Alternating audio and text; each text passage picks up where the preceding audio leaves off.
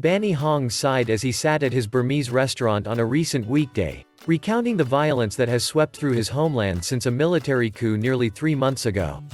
Two portraits of Myanmar's civilian leader Aung San Suu Kyi decorated the wall before him, flanking a photograph of Yangon, the nation's largest city.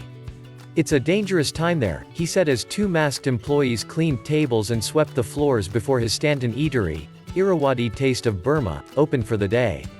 "A lot of untold stories. Missing bodies. It's a devastating moment. I am very desperate." Hong's friends from his university days still live in Myanmar, previously known as Burma, which Hong left in 1987.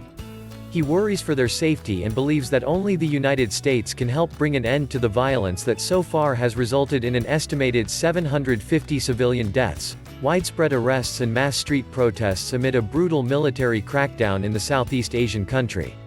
"Even my customers are asking about it," the 55-year-old said.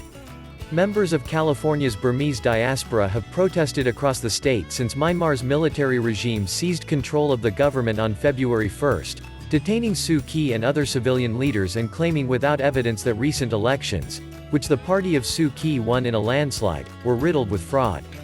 Despite international condemnation and strikes that have brought the nation's economy near collapse, the military has maintained a state of emergency and doubled down on its repressive tactics. For the small community in California, the coup has stoked fears that Burma's decades-long striving toward limited democracy and individual freedom could be over. Estimates place the number of Burmese Americans in California at 30,000.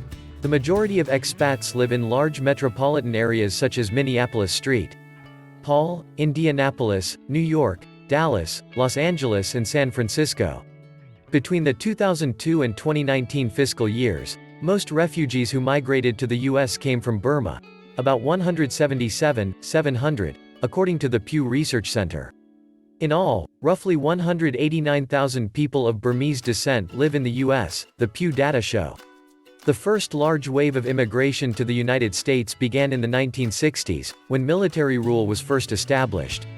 Another wave landed around the time of the so-called 8,888 Uprising in 1988, a movement led by students now known as the 88 generation. About 25% of the U-Burmese population lives in poverty, 2019 Pew data found. Compared with the U-Asian population as a whole, foreign and native-born Burmese Americans collectively have less education and lower English proficiency, according to the data.